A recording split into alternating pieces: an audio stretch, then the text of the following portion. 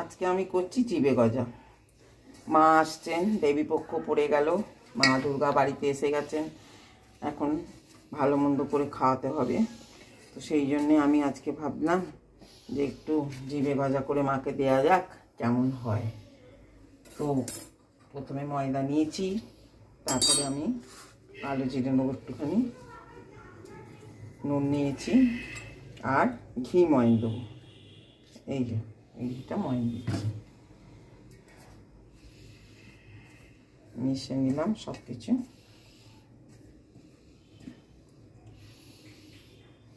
এটা ময়ন নিলাম, আপনি তেলও ময়ন দিতে পারেন, কোনো অসুবিধে নেই, সবটাই আপনার ইচ্ছা। মাকে দেবো, একটু খরচা করে ঘি দিচ্ছি, কী করবো।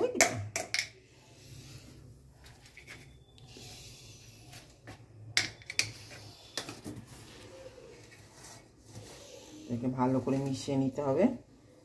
খুব সোজা এবং কম টাইমের মধ্যেই এটা হয়, কোনো সময় সাপেক্ষ নয়, বেশি খাটনিও নয়, এবং খেতে প্রচণ্ড সুস্বাদিষ্ট। একটা খেলে এক থালা খেয়ে নেবেন। আমার শাশুড়ি এটা খুব ভালো করতেন, এত সুন্দর করতেন। আমি যখন অফিস থেকে আসতাম গরম গরম করে খেতে দিতেন। আচ্ছা, তোবার জিজ্ঞেস করতো, আর নেবে আর নেবে? হ্যাঁ, না আর বলতাম না, না আর বলতাম না, এত খেতে ভালো হতো। জানি না ওনার মতন হবে কি না, তবে চেষ্টা করছি আমি, কেমন হয়। প্রথম করছি, কেমন হয় দেখা যাক। জল দিয়ে মাখবো, এটা মাখতে থাকছি, ডোটা মেখে নিই, তারপরে আপনাকে দেখাবো। ঠিক আছে, ফিরে আসছি। হয়ে গেল, ডোটা মাখা হয়ে গেল। এমন কিছু এটাকে নরম করতে হবে না, কিন্তু শক্ত করে মাখতে হবে, খুব শক্ত করে মাখতে হবে। ব্যাস হয়ে গেল ডোটা। এবারে রাখা টাকার কিছু দরকার নেই তো। এবারে আমি ছোটো ছোটো গুলি করে নিই।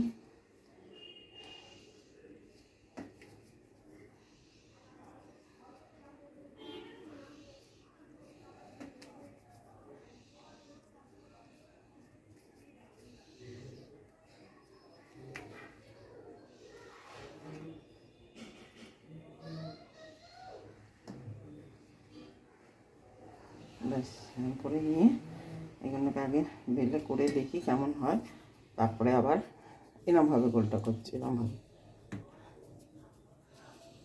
করছি।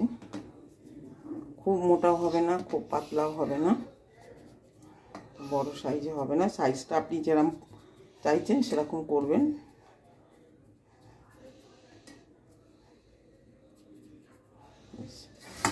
বেলবো, ফেলি যাতে ফুলে না যায়। ভাজা হবে কিন্তু শক্ত থাকবে, ফুলবে না।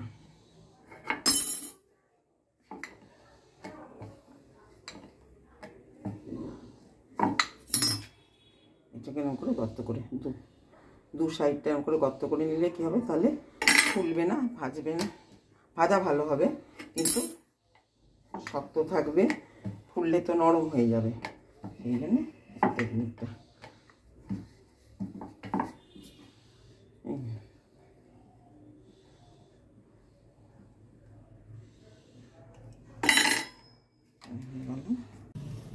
তেলটা ঢালছি, তেলটা আপনার আস্তে, মানে যখন একটুখানি হালকা গরম হবে তখন এটাকে দিয়ে ভাজতে হবে। এখন থাক, মানে ঠান্ডা অবস্থাতেই দেবো, কিন্তু একটুখানি গরম হবে, তারপরে কমিয়ে দেবো।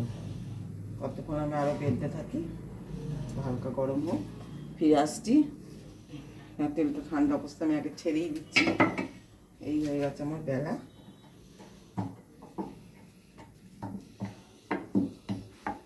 অনেকগুলোই হয়ে গেছে, একটা ডিজাইনও হয়ে যাচ্ছে আর হয়ে যায় না। এবার দিচ্ছি, স্লো অবস্থায় দেবো ওটা, মানে তেলটা ঠান্ডা অবস্থায় দেখি, হ্যাঁ ঠান্ডা আছে। এবার এটাকে স্লো করে দিই, গ্যাসটাকে স্লো অবস্থায় ভাজা হবে, মচমচে হবে তাহলে।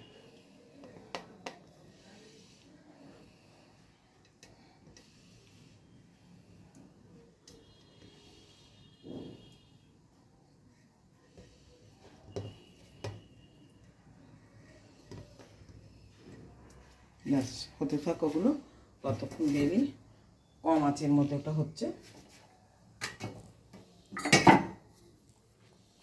আমি কিন্তু কি করব বলুন তো, তেলটা আমি বন্ধ করে দেবো, আবার যাতে তেলটা ঠান্ডা হয়ে যায়, আবার জ্বালিয়ে দেবো, নাহলে মচমচে ভাবটা হবে না। এই আমার ভাজাটা হয়ে গেল, দেখুন সুন্দর ভাজাটা শক্ত হয়েছে বলে আমার তো মনে হচ্ছে। দেখুন আওয়াজটা কেমন, হ্যাঁ দেখুন আওয়াজটা দেখুন বিস্কুটের মতো। তো আমি তেলটাকে আস্তে করে বন্ধ করে দিচ্ছি, ঠান্ডা অবস্থায় ছাড়বো, তবে এই খাস্তা বলুন শক্ত বলুন জিনিসটা হবে। এবার আমি ছাড়ছি, আবার এইভাবে করতে থাকবো ঠান্ডা অবস্থায়। ঠান্ডা অবস্থায় হবে।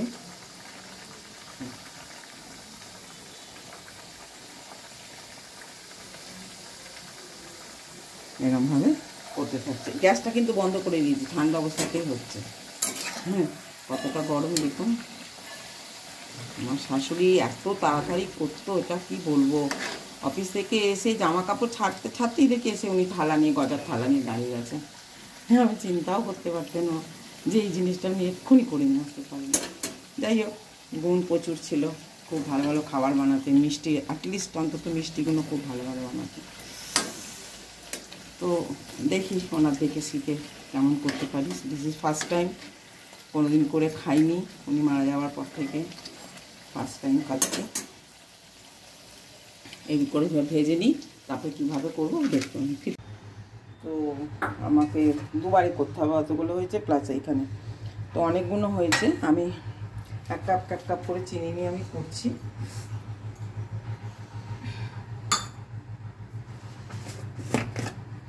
দুবার করে করতে হবে, একবারে মাখানো যাবে না, যেহেতু কড়াটা ছোট। বড় কড়া হলে হয়তো একসাথে হয়ে যেত। এই যে চিনিটা দিয়ে দিলাম, এইটা 1 কাপ চিনি। একটু পুজোর সময় তো মিষ্টি ফিষ্টি খেতেই হবে, অনিয়ম হবেই, কিছু করার নেই। এই হয়ে গেল চিনি। এটা আমি 1/2 কাপ জল দেব।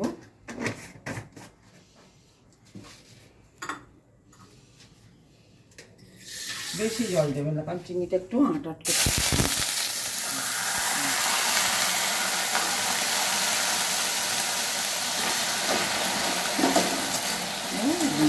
সঙ্গে সঙ্গে হতে হবে। কী অবস্থা হয়ে গেল, কী করে করবো। গরম কড়াই দিয়েছি বলে এরকম হয়ে গেল চিনিটা, কিন্তু হয়ে যাবে, গলে যাবে। আর জল দিলে হবে না, আমি 1/2 কাপেরও কম জল দিয়েছি। ওকে, ফুটিয়ে ফুটিয়ে ফুটিয়ে ফুটিয়ে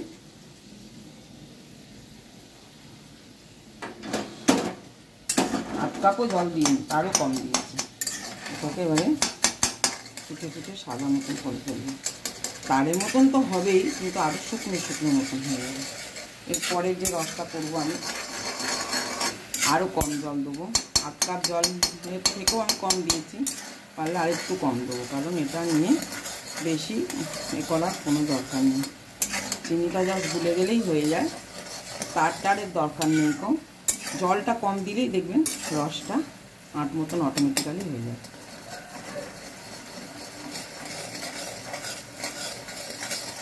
এটা নাড়তে হবে, লেগে যাচ্ছে না।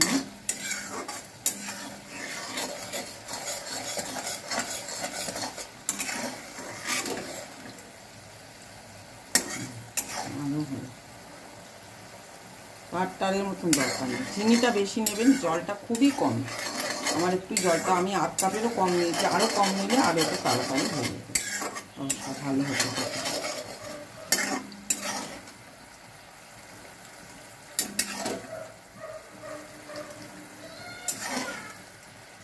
এগুলো সাদা মতন হয়ে যাবে রসটা।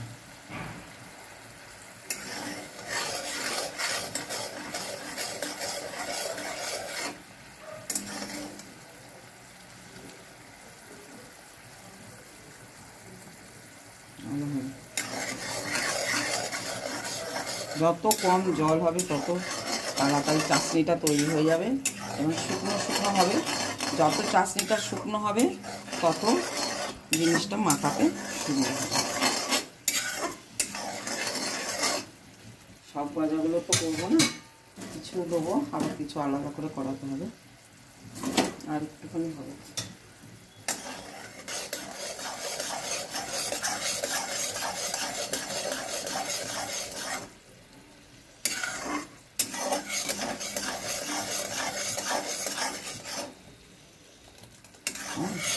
শুকনো আঁশ হয়ে গেল।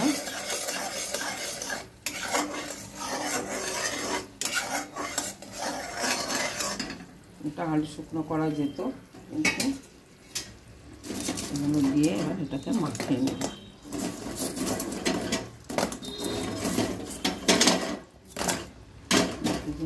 পরে করব।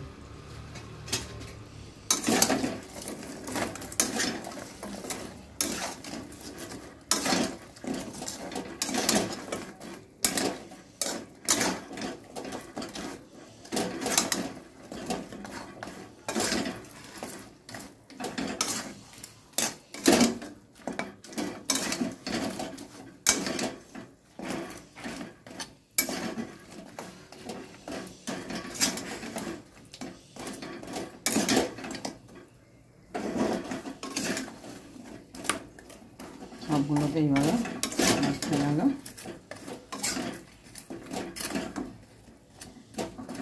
শুকনো শুকনো মতো হয়ে গেল। এটাকে আমি এবার ঢেলে রেখে দেব।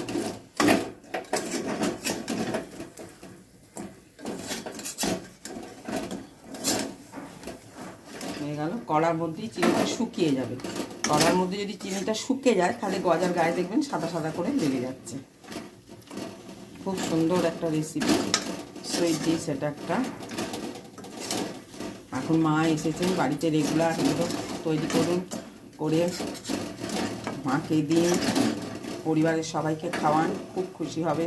পুজোর সময় এখানে আর ডায়েট, চিনি এসব ভাবলে আর হবে না, এইটুকুটা করতেই হবে।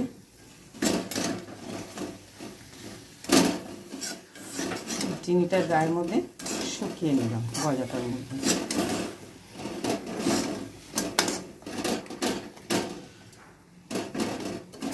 কড়াইয়ে চিনি থাকবে না, রসটাও থাকবে না। এটা দেখুন শুকনো শুকনোভাবে লেগে যাচ্ছে, শুকনো শুকনোভাবে লেগে যাচ্ছে। হয়ে গেল।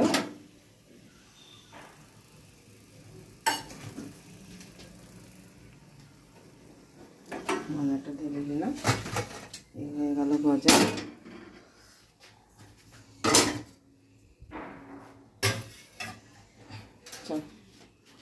এটা রাখো। গজা আমার কমপ্লিট। দেখুন একটু রস নেই, পুরো রসটা গজার গায়ে শুকনো শুকনো হয়ে লেগে গেছে। আপনারা বাড়িতে করুন, সবাইকে খাওয়ান। এগুলো উপকারী অপকারী কিছু নেই। পুজোর সময় বাড়িতে ভালো মন্দ করে ভগবানকেও খেতে দিতে হবে, আপনাদেরও খেতে হবে।